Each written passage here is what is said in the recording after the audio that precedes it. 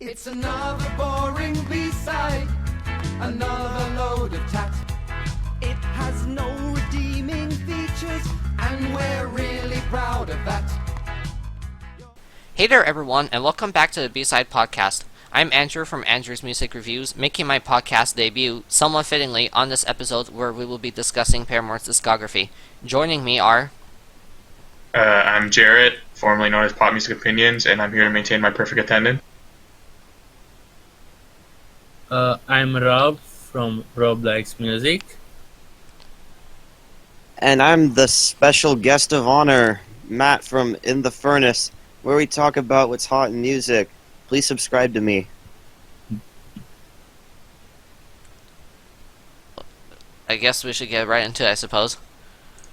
Okay, Heck so yeah, man. Paramore's lit, man. I like Paramore, man. Yeah, they're a really good band. yeah, Alright, so that was the podcast. Thank you for listening. okay, Alright, so a bit of background information for anyone who doesn't know. Paramore was founded in 2004 in Franklin, Tennessee. They came out with their debut album, All We Know Is Falling, in 2005, and have had subsequent releases, Riot in 2007, Brand New Eyes in 2009, and their newest album, self-titled, in 2013. They are coming out with a new album. I don't know when it's coming out yet, but it's currently in the recording process. Woo! Hype. Oh yeah. Alright, so let's talk about All We Know Is Falling. This album was released on July 26, 2005, and in my opinion, it's easily their worst album. Boy.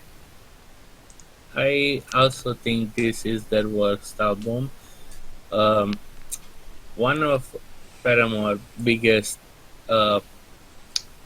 tattoos is memorability, and this one has the least. It has some decent songs, but not enough highlights, in my opinion. Yeah, I feel like on a melodical level, then this just was much weaker than the other three releases.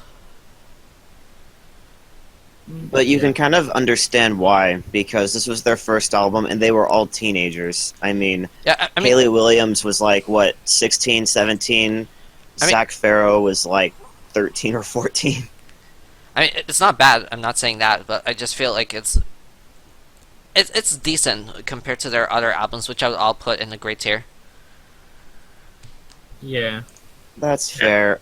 I still don't think this is their worst album, but I agree. We'll get to that. Right, so I guess we should talk about like what our favorite and least favorite tracks from here are. My favorite tracks from this album were Pressure and Emergency, as well as Franklin. I felt that they were quite well made, and they had some pretty good melodies. One thing I really liked about Franklin was the backing vocals on the chorus. It's one of only a few songs that I can think of in which I would say that like the backing vocals on the chorus are actually better than the lead vocals on the chorus. But you know, these are, I think, what the peak songs on this album are. I think that they're all pretty catchy and enjoyable. I agree with those three.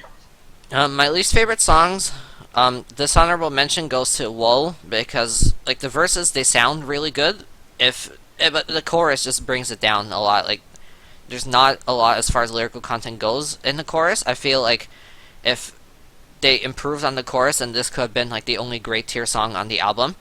And whoa, yeah, like whoa. it just doesn't work for me at all.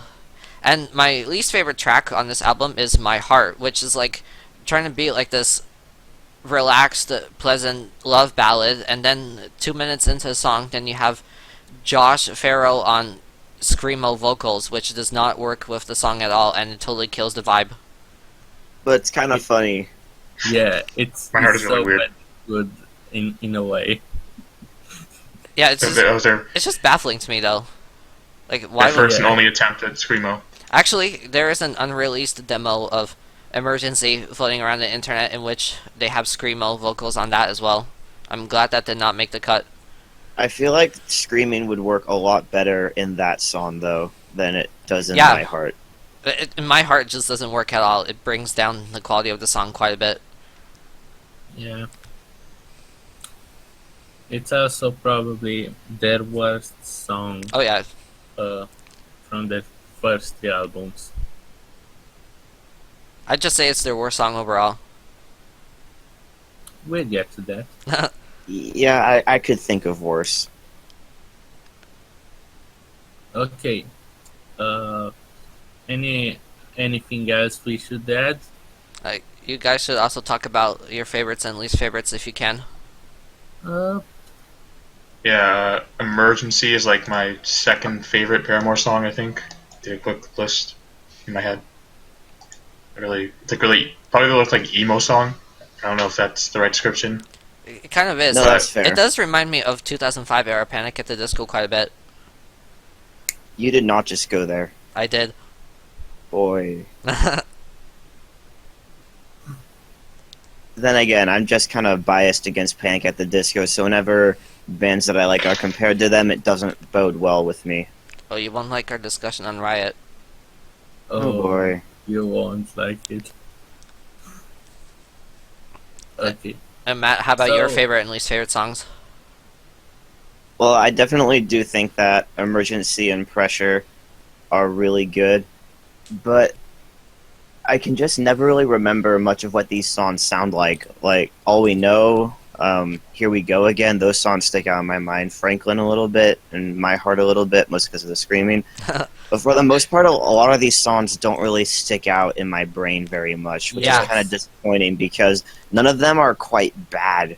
It's just that none of them are memorable enough. So I can't really give a concrete answer as to what my least favorite is, but the best is definitely Pressure. Yeah. The first three tracks are like really good. I was like, this band is gonna be great. And All We Know was okay to me. Almost. I really didn't annoying. care for it too much. I think my favorite part about Pressure is that it could very easily be turned into one of those things where it's like, as soon as the drop hits, you turn up the volume and clip it to hell, and it sounds awful. Like, I can... I'll stop talking now. Okay. So, anything else to add? I like the cover. This fake couch with this fake background sky. Well, it's also like night on the other side. It's I don't know what about it I like. But I'm like, this is nice. I don't really like the album art too much. Like, I have a really sensitive stomach, and if I'm sick, then I can't look at like orange and green and some red, and so like, All We Know is Falling has like all of those elements that I just can't look at it at all if I'm feeling sick. That's interesting. You can tell by the cover that this is the first album. Yeah. Quite a bit. Right, so moving on to Riot, I Riot. suppose. There's a second album which Yes. came out on June 12th, 2007. The breakthrough. I really like this album. When I first heard it, it's shrunk on me the tiniest bit, but I still feel like it's a pretty solid record, an 8 or 9 out of 10 in my book. My favorite songs are probably When It Rains. I feel like it's really good, very emotional, and like the composition of it is really nice with the electric guitars. And I also like, for a pessimist, I'm pretty optimistic. It's one of their weaker songs as far as lyrical content goes, I feel, but it's just really enjoyable to listen to on a musical level. I can jam out to this no matter what my mood is. I don't know what it was about this one, but I couldn't really. I don't know why, but I couldn't really get into it as much as I got into the other ones. I ended up thinking it was kind of meh overall. Maybe I could probably re-listen to it, and maybe it would be better, but it Yeah, didn't really leave much of an impression on me. Yeah, there were a couple of songs on here that I didn't really care for. Misery Business I didn't really like at first. It's grown on me the tiniest bit, but I can't really say it's a favorite. And my least favorite is probably Hallelujah. I just think it's kind of boring. Okay. I think Riot is like All I Know Is Falling, but added a lot more memorability and more great hooks and melodies. And I honestly think this is their second best release. We'll get to that. And it has some of their best songs on it. Um, I really liked on this album "That's What You Get" and "When It Rains" and also "Crush, Crush, Crush." I I liked a lot "Let the Flames Begin," but I don't like how the guitars clash with the vocals on the chorus. Though the rest of the track is great. But probably my favorite on the album was "Fancies," which honestly sounds like a Panic at the Disco song. Great. Boy, Yeah. It reminds me a lot of Sarah Smiles from their 2011 release, Vices and Virtues. Yes. This Like, is the best on the album and one of the best Paramore songs. it's a But, really like, enjoyable track. Riot came out before Yeah, so- Vices and Virtues. Yeah, so if anything, Vices and Virtues was inspired by this. Bam. Well, I'm gonna have to disagree with like all of you because, in my opinion, this is Paramore's best album. I love it a lot. It would be easier to talk about the tracks that I don't like as much because there's only a couple. There's Hallelujah, which is just kind of there. It's not bad, Yes. but it doesn't stand out very much. And then there's, I think We Are Broken also wasn't that big of a standout for me. But for Yeah. the most part, yeah, this was a really solid album. I like We Are And Broken, I just honestly. love it. The absolute best songs on this album are like Let the Flames Begin and Crush Crush Crush. Those songs are like god tier in my books, which for the record is not a 6 out of 5, but you know, it's whatever. Yeah. I like My Crush Crush li- Crush, but it was brought down a bit for me by the whispering of Crush Crush Crush, like in the pre-chorus. I feel like without that, then it would have been a much stronger song. Crush. 1, 2, 3, 4. Nothing compares to a quiet evening alone. One of Paramore's best tattoos is sounding like other bands and Oh my gosh. Oh. doing justice to the sound. Like the drums in the beginning of Crush Crush Crush remind me of the drums in the beginning of Harder to Breathe by Maroon 5, which is a compliment. Let's get that out of the way. I saw you bring that up earlier in a chat, and so I listened to both of them, and it's literally just a progression that you can find in loads of rock songs. It's not really exclusive to one song or another. It's just kind of a trope in modern rock. I didn't really Okay. hear it. What I thought was very similar was the way like the guitar sound on the bridge to Crush Crush Crush. It sounds similar to the intro to the Maroon 5 song. Maybe.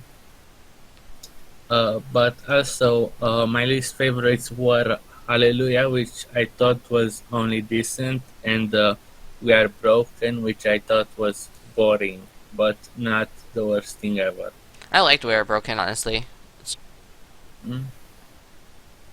And also, Misery Business is fantastic, and the best way to realize that is to do the vocals on Rock Band on Expert, and then getting like 100%. It's the most great feeling in the world, honestly. Misery Business is my favorite on the album, I think. Huh. I remember reading something really interesting about Misery Business lyrically, but I don't remember what it was. I'm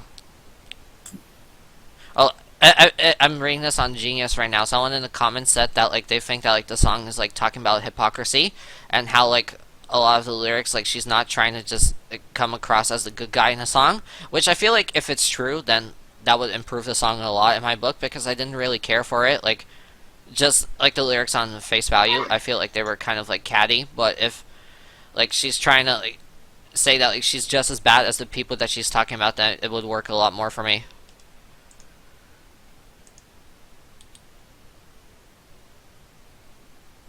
I think that would be true. I mean, especially with the second verse when she says, "Once a whore, you're nothing more. I'm sorry, that'll never change."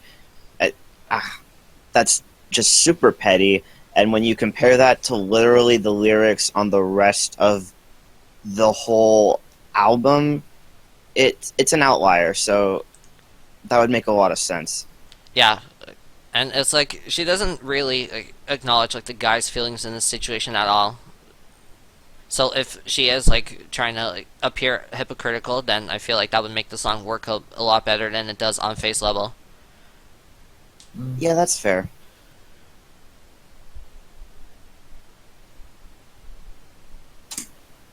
Alright, anything else to add about Riot? Uh, I like it.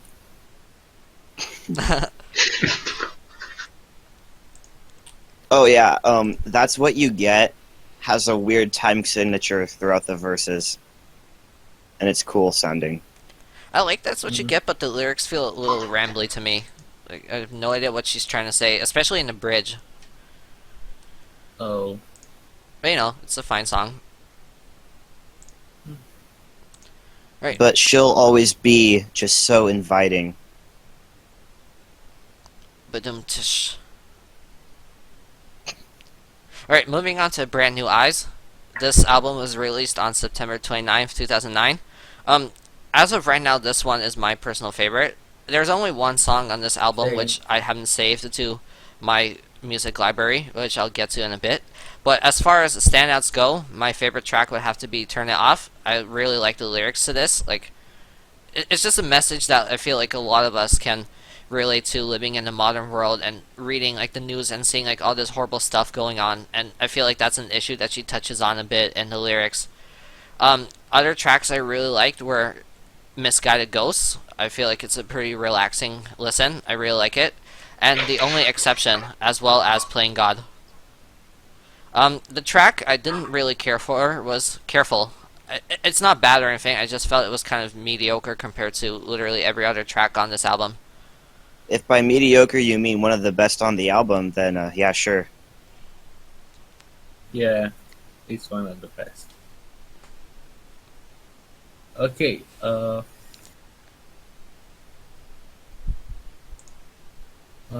my opinion on this album is that it's their best album, probably.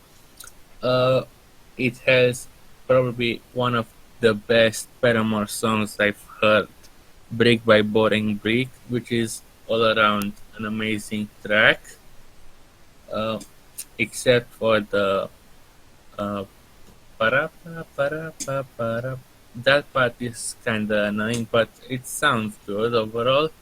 The only track on the album that I'd say was only decent was Misguided Ghosts, but other than that, I feel that all the other tracks range from great to amazing.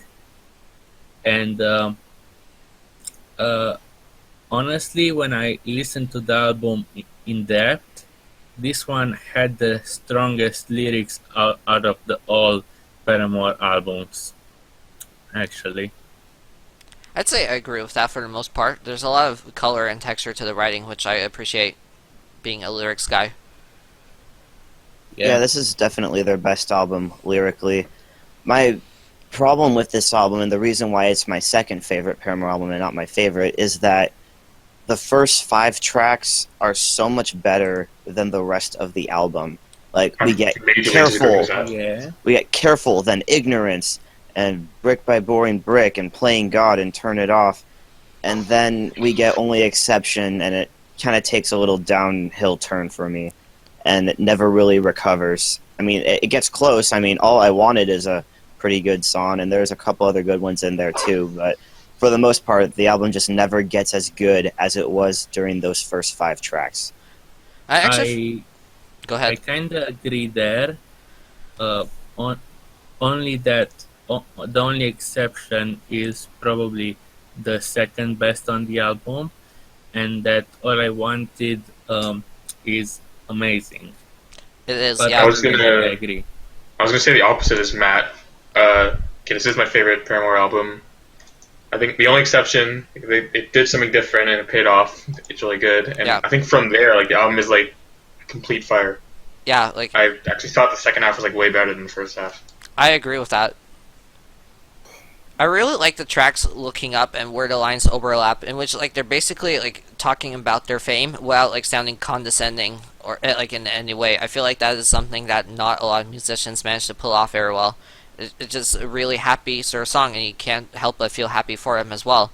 Whereas if you take someone like Drake, then he's just like bragging about how great he is and how he has all this stuff, and you can't empathize with it, and he sounds so bored while he's saying it. It's really hard to care.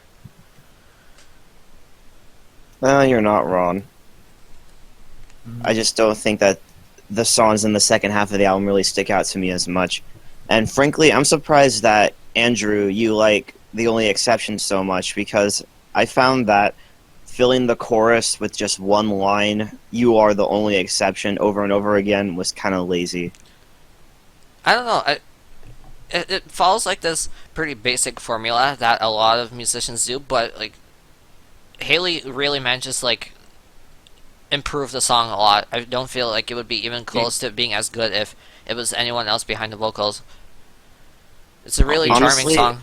It sells the sentiment very well, you know. Yeah, Honestly, I wouldn't give this song higher than a 3 out of 5 if it wasn't for the bridge, which is fantastic.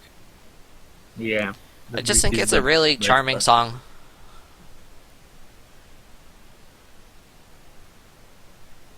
The last two tracks are really great.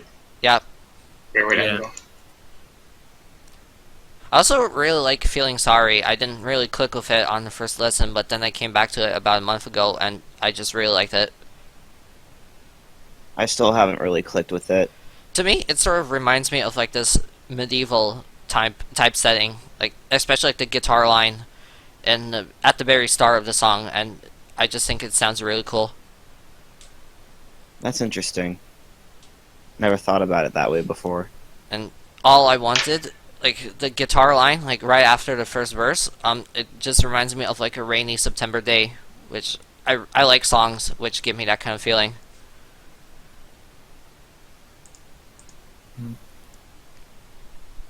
There's one song that I want to touch on that we haven't really touched on much yet, called Ignorance. I remember back in like early 2009 when this album wasn't out yet, I was already a Paramore fan. I mean, I already had my copy of Riot, and I think I already had bought All We Know as well. And I heard that Ignorance was coming out, and I was like super excited. I'm like, oh yes, new Paramore song. And I read the lyrics before I heard the song, and I'm like, why am I picturing this as some like really soft ballady type song? And then when I first heard it, I'm like, okay, no, this song is awesome. And I stand by that. It's an awesome tune. It's probably one of their best singles, if I'm being honest. It's Yeah. just a really fun listen. I like Yeah. Ignorance. I feel like it's at a much higher quality standard than my least favorite song, Careful, but I feel like it's my second least favorite from the album overall. But like this is a really strong album. There's a lot of songs on here that I like, so it was just a matter of it was my second least favorite by default. Um, But yeah, And, I it's know- a good track. Very energetic and upbeat.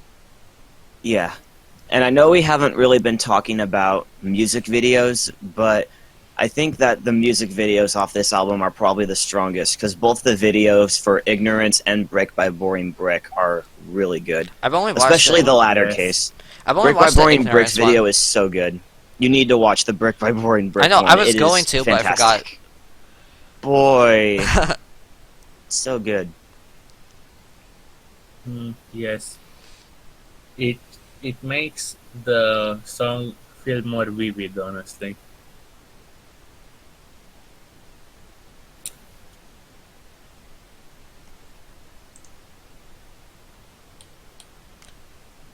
I Okay. haven't watched any of these videos. I don't know, I'll think of like going through them, but then I didn't.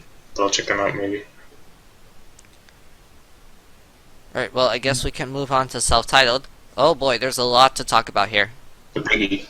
Alright, Okay. Okay. I myself thought that this was a really strong album. I didn't really click with it too much on first listen. I think I gave it like a very light 7 out of 10. But upon repeated listens, it just... I just find more and more things to like about it, and now I would say that's my second favorite Paramore album overall. My favorite track, which is also my favorite song of all time, is Last Hope. I really like the lyrics to it. I really like the instrumental, and especially like the vocals, which is where I feel that a lot of this self-titled album stands out. The vocals on this record sound fantastic, with the exception of a couple of songs which I'll get to in a bit. Another song I really liked was Ankle Biters. It was a really fun, upbeat sort of track with good lyrics. And I also really liked Hate to See Your Heartbreak, which is one of, I think, like 3 songs on this album, which are like more than 5 minutes long, but I feel like it justifies a lot of its length. The instrumentation on here sounds incredible, especially the outro, with first the guitar solo and then the strings coming onto it. I feel like this is the highlight of their career instrumentally. I did not.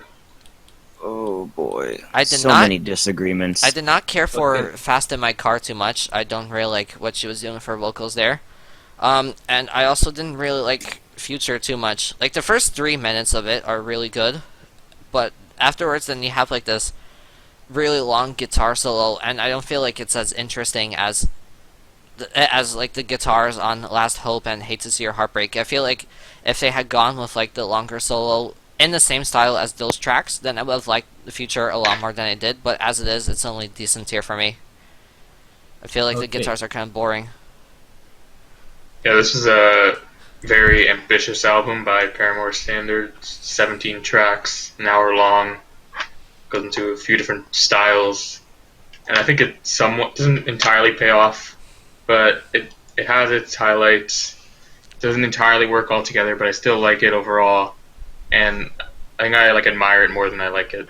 And also the Future, the guitar thing was like maybe my favorite part of the album. Yeah, Future had a great outro. Yeah. I like when it's quieter for no reason, then it just gets louder again, and it's like fading out and in. It's really weird. I mean, I just didn't like the way the guitar sounded. They were pretty dull, in my opinion. You know it is dull? Hate to See Your Heartbreak. Boo! Seriously, that song was boring me to tears. I was listening to it just before this podcast, and like 3.5 minutes in, I'm like, is it over yet?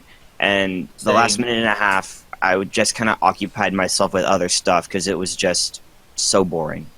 Okay, so wait, let me say first about this album. I think I somewhat prefer this album aesthetic over the other albums' aesthetics, because the other albums were like 11 tracks, and songs range from 3 minutes to 4 minutes at most. This album has songs that go on for like 5 minutes, has interludes, has an 8-minute song almost. It's more ambitious and it has more color. And I think this album might have some of their best autos yet, because there is a strong melodic foundation here, and one of my problems with the first 3 Paramore albums, Hayley Williams' voice, that whenever she sang, she kind of drained the melody when she shouted mostly. Here it's much more much more sonically pleasing than the first 3 albums. Problem though is that a lot of this experimentation and going out of their way to make something different doesn't pay off as much. Out of the 3 5-minute songs, the only one that I feel that pays off its length is Last Hope, which is pretty great, but the other 2, Hate to See Your Heartbreak, which is kind of 2 minutes too long, and Ain't It Fun, which is pretty bad, honestly, were kind of not album's highlights. But there are other problems like overproduction on Ain't It Fun, and kind of too quirky lead melody to Still Into You, and Ankle Biters is kind of too short, honestly. About a Last Hope, I didn't really see the hype behind it. Sorry, Andrew. Aw. I don't know. I didn't. It was okay. Rob can't talk anymore. Rob can't talk anymore. Rob can't talk anymore like he used to do. Okay, so Rob had to disappear due to technical issues, so it's just the three of us now. So, back to We're the all podcast. alone here. Oh, that was creepy. I'm sorry. Alright, so So I want to just give a little bit of background with me and this record. So I was a huge Paramore fan, and then in the time between Brand New Eyes and Self-Titled, I just kind of fell out of listening to them all that often. I mean, I still loved Riot a lot, and I would visit it here and there, but I wasn't really listening to Paramore all that much, and I was listening to a lot of other stuff. I remember in 2011 being obsessed with Moves Like Jagger for a couple months, but let's not go into detail there. But then when the self-title finally dropped, I listened to Still Into You because that was the single, and I was just kind of appalled. I was like, oh great, Paramore's selling out. And then I never touched the album ever again. I mean, I also heard Ain't It Fun, and I'm like, this is even worse. No need for this. And one day I was like, maybe I should try this album, and I listened to the first track, Fast in My Car, and I'm like, yep, still no. yeah, it's So not... it really wasn't until this week that I finally listened to the album all the way through for the first time, just because I was so against the idea that Paramore would get so poppy. And sure enough, this album is, in my opinion, their worst one. There's not a lot of tracks on here that I think are all that redeeming. There are some good ones, and I'll give credit where credit is due, but there's also a lot of songs that have no replay value for me whatsoever.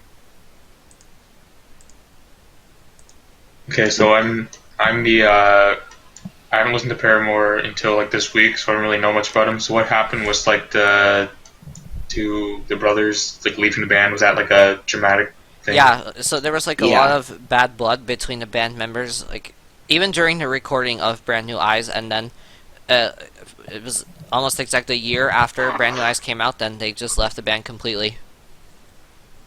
A lot of things were said. Yeah, it was brutal, and unfortunately the outcome was not as good music.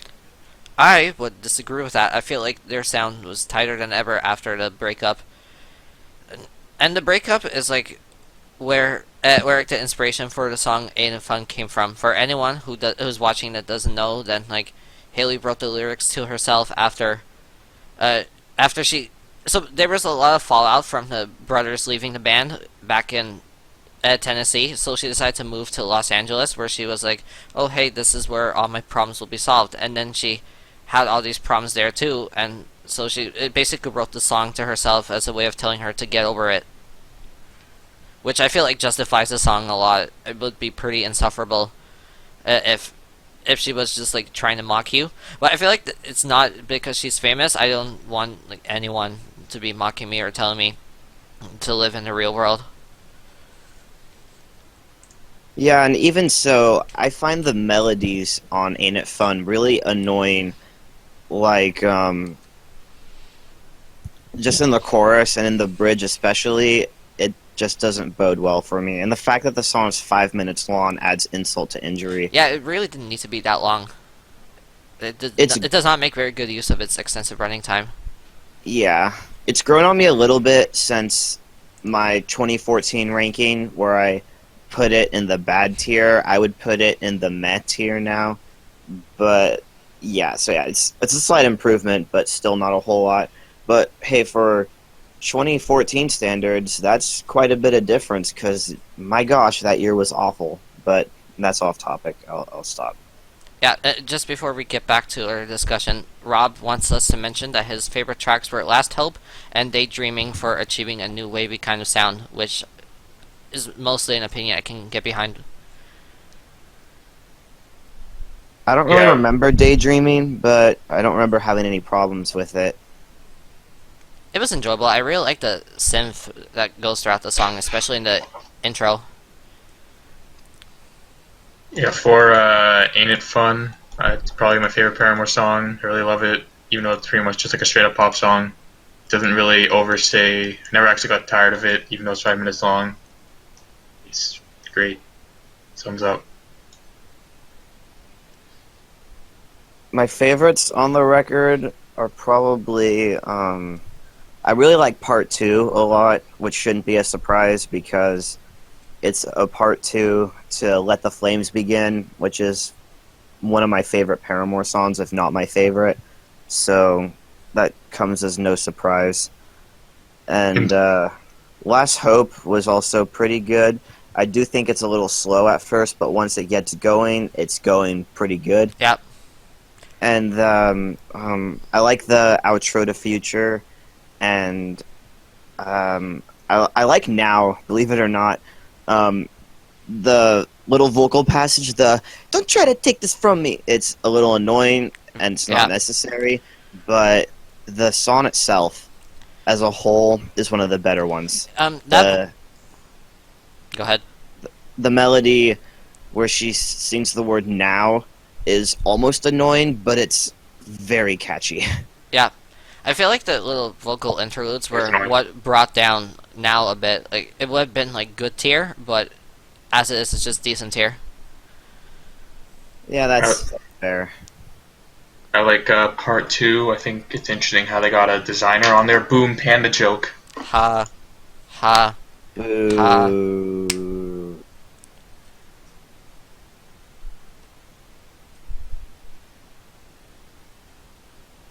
A lot of tracks on this thing. How about those interludes?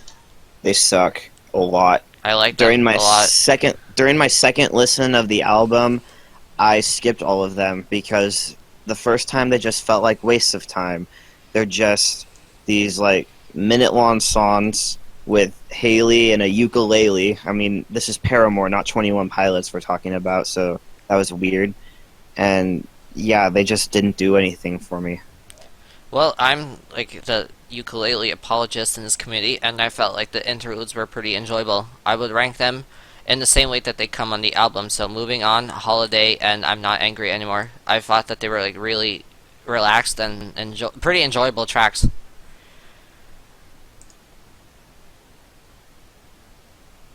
Nah. I don't remember how it sounds like now, but I remember thinking One of Those Crazy Girls was one of the better songs. Yeah, I like that track. I feel like vocally it's the second best track on here after Last Hope. I really like the final chorus on it. It sounds really good. I don't remember it much. It was fine. Be Alone is pretty great. Yeah. One track I didn't care for too much was Proof. I feel like it's poppier than either Still Into You or Ain't It Fun, and I just feel like it's not as great as like a lot of the other tracks on this album. It's probably decent tier for me.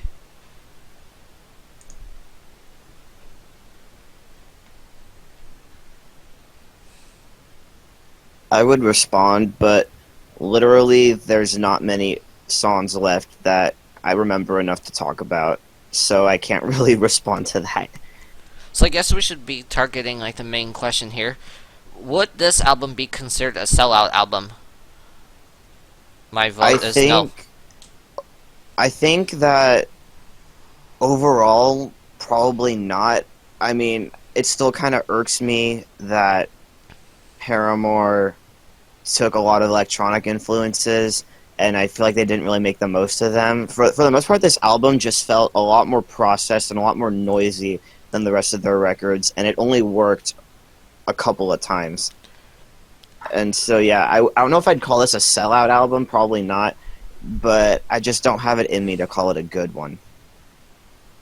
I don't think it's the sellout. I think they just had to adapt to having the Faro guys leave and ended up making a more popular sound, but still kind of staying in the same vein. Yeah, like That lyrically, like this is just as genuine and artistic as anything that came before it.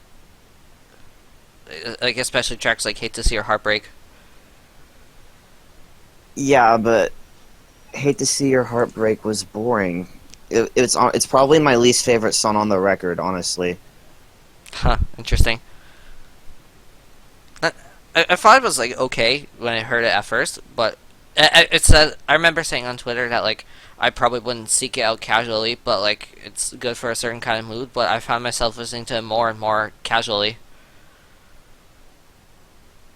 I think the big reason why I don't like it is because in the chorus, the melody on the word "I" sounds like it was ripped straight from a song I've heard way too many times in commercials, and so it just has a negative connotation with me. Oh, Which song was that? Because it reminded me of something too. I don't know what song it is that reminds me of, but I know it's there. Just that little thing. doesn't If you ring a bell know, for me. please respond in the comments. Yeah, it doesn't Yeah. ring a bell for me. Good for you. It pretty much ruined the song for me. Beside the fact that it was boring, and also about the whole sellout thing. I don't think this was a sellout move, but I just don't like how they threw in that little extra synthesizer and Still Into You. It makes the song a lot worse than it would have been without it. Which part of the song is this in? It comes in, I think, in like the second chorus, and it's just slightly there in the background, but then it refuses to go away, and it's irritating. I'll have to take a listen after the podcast. I've not noticed that before. Well, yeah, I just don't think that Paramore and synthesizers really go well together. And maybe that's because this is coming from the guy whose favorite album by them is Riot, which has like no synthesizers or any artificial means of making music whatsoever, but I just don't think it fits. Well, I wouldn't exactly call synthesizers artificial, but I sort of get what you're saying. Well, by artificial, I mean like put in by a computer or something like that, like Oh. not an instrument, an organic instrument. That's what I was getting at. Oh. I felt like that was a problem really prominent on Fast in My Car. It just felt really overproduced compared to the rest of the album. Like, the rest of the tracks, I think they all sounded fine. But then Fast in My Car has, like, all of these vocal filters and, like, all of this overproduction, and it's just not really a good sound for them. What I made actually like Fast, Fast in the Car. what made Fast in My Car tolerable for me was the fact that the guitar lick that we do get is admittedly pretty sweet, and the drumming is just a really, really nice beat. I like it a lot. I mean, the song as a whole is a little weak, sure, but there's a lot of good enough parts for me to give it a pass. Fair enough. I really like the Okay, drumming who's on... Fair enough. Ha. Ha. I really like the drumming on Ankle Biters. It's really energetic. I was googling the "and I" thing. Is it "Jesus Christ" by Brand New? It sort of sounds like that. No, When I was looking it up. no. I'm talking about some song sung by a female, and that's been used in like a lot of commercials. No, Yeah, I know. if it Kinda reminded sound me, like if it reminded me of that Brand New song, that would be a good thing because I love that song. I've never heard that song. I highly recommend you do That song is because great. it's a really good one. Right. What's it called? Jesus Christ by Brand New? Yeah. Yeah. Okay. And but yeah, I would try to find the song that made me think of that, but I just don't have any cues to go off of. Yeah, that's the so- worst. I had It like, is. It really is. Yeah, like just trying to find the song when you don't know any of the lyrics. It's hell. Mm-hmm. Hopefully one day I'll be on my deathbed and I'll be like, "Oh, that's the only sound I heard." I've had this one little snippet in my head for like the past month that I still haven't figured out what it's from, and it's the worst thing. I had this problem last year. Like, my dad was listening to like some '80s pop station, and I heard like this really catchy guitar line, and like for the longest time I was trying to figure out what it was until I found out that it was The Riddle by Nick Kershaw, which I don't know if you guys have heard of. No. Oh, but it has a really catchy guitar line.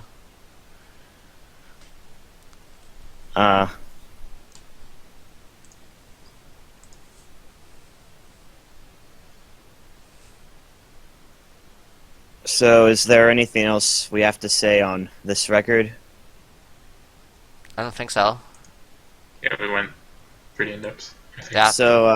So now Paramore is working on their 5th album. Jeremy Davis left the band, right? Yeah. I noticed they only have 2 members. And there's like some kind of legal controversy going on about it, which I talked about in a video of mine recently. That kind of reminds me of what happened with Breaking Benjamin like 5 years ago when their lead singer kicked out the other guitarist and the bassist for allowing the record label to put out a greatest hits compilation that he didn't approve of. And they got in a legal battle over the name and stuff, so this kind of has a similar vibe to me for some reason. I wish I knew like exactly what was going on with it, because the last article that I read from it was like from late March, but it doesn't seem to be stopping them. They're working on their record. Yeah, and what I think is really cool is that there's rumors that Zach Farrow is back and working on the drums for this record. Those aren't rumors. They confirmed it on their Instagram. Well, yeah, but he's not joining the band again. Yeah, that would be cool if he did. But it's confirmed that like he's doing drums for album 5. Yeah, and that's an awesome thing. Yeah.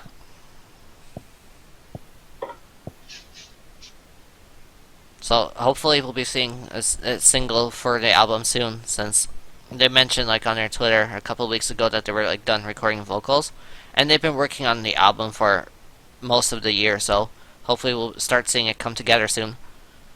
And more hopefully, no, sorry, and hopefully it'll be good. Good albums are good. So I mean, if they deliver like a product similar to self-titled, I'd be satisfied. And I wouldn't. So for what that's worth, I hope that Zach Farrow coming back into the fold makes for a record more in the vein of Brand New Eyes than anything else. As long as like the lyricism is good, then that's the only thing that really matters to me. As long as like the music sounds good, I don't really care what genre it is, and like it's the lyrics that really make or break a song for me. Which I find weird, because I can excuse a lot of bad lyrics if the song sounds good enough. Yeah, same for me. I can't really do that. Like I can excuse some lyrics, but the stupider or more immoral they are, then the harder it is for me to look past them.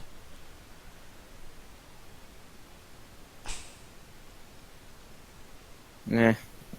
So any other thoughts on Paramore, either the album or the band as a whole? Okay, well, it's my first time listening to them. I like them. I wouldn't say I love them, but I'm a fan. I think Hayley Williams really makes the band. She's like a big personality, sort of. She has a good voice. Yeah. If it wasn't for her, it'd probably be mediocre, but Definitely, yeah. she's there. I've only been listening to these guys for like 2 months, but I'm a pretty big fan. I'm looking forward to seeing new content from them. I've been a fan for the past probably 8 years, and so I'm happy that they're still together and making music, although I still am disappointed by the self-titled record, and hopefully this next one will be a little bit of a rebound, because I like a lot of what they've made. Riot is one of my favorite albums of all time. I don't know if I could quite give it a 10 out of 10, but it's at least a very strong 9, so definitely recommend that album. Yep, and I recommend the other 2 as well. Definitely go check them out if you're listening to this. You will not be disappointed. Well, you might be a little bit disappointed with the self-titled one. So, It's a grower for sure. Should we do some, airplanes and, I guess we can talk about the Stay the Night? singles. Yeah. I like Airplanes. I think I put it at like 7 or 8 on my best of 2010 list. I do not like Stay the Night. Yeah, same with me. Airplanes is pretty great, and Stay the Night is garbage. Yeah, like Haley Williams has like a lot of personality and charisma in her vocals, and you make her sing like this boring, low-grade EDM crap with literally anyone else behind the mic, it'd probably be like decent tier for me. But because it's her on it as opposed to someone else, then like it loses big points in my book.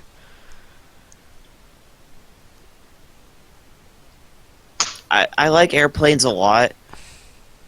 I do think that people give B.O.B. too much crap for the lyrics because they're like, oh, he's complaining about being famous, but I don't think that's what B.O.B. had in mind when he wrote the lyrics. He was just trying to tackle the issue of being true to his craft and true to what he knows.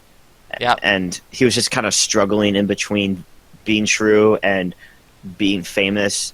And until this year, he chose the famous route because he gave us some pretty crap music. But Yeah, but that's we don't beside talk about the point. that. And then, as for Stay the Night, I don't think it was that bad. It was, I gave it a 2 out of 5, when I made the 2014 ranking, and I stand by that. Just because, well, partly because I haven't listened to it since I made that ranking, but That's also probably a good because, decision. I don't think Zed is that bad of a producer. He's always just been middle tier for me, and the song loses points for the outro, but Haley sounds really good on the song, and she's making the most of the kind of generic lyrics that we're giving to her. Yeah, Zed is one of those producers where he rarely makes or breaks a song. It's usually the guest vocalist that he has on it. I wish that Stay the Night was more in the vein of like Clarity, because I thought like that was a really good song, my best of 2013.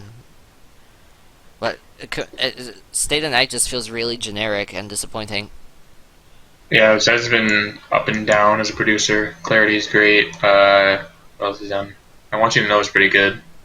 Yeah, it's okay. Yeah, some bad songs though. I do not like Starving. Starving is good. Oh no. I don't know how much of that is Zed and how much of that's great.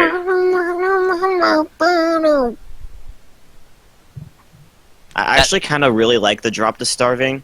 I like the But, melody on it and literally nothing else. That's fair. So Paramore, they're a band. Yeah. Yeah. Can't wait for album 5. Hopefully, I'm really hoping that like one of the singles comes out before the year's over. Be nice to have another thing to put on my best list. We've got to really rock it up the charts. Oh wait, you're doing your top hits, right? Yep. Yeah, I would have done like hits only, but there's not enough good hits this year to justify a full top 10 list. I have a whole top 10 best hits, but I'm a lot kinder to this year than a lot of other people are. Alright, well, so I guess we should wrap this up. Should Yeah. wrap it up like a Chipotle burrito. Boo. Alright, guys, thank you so much for watching. This has been the B-Side Podcast. I'm Andrew. And Jarret? And I'm the guest of honor.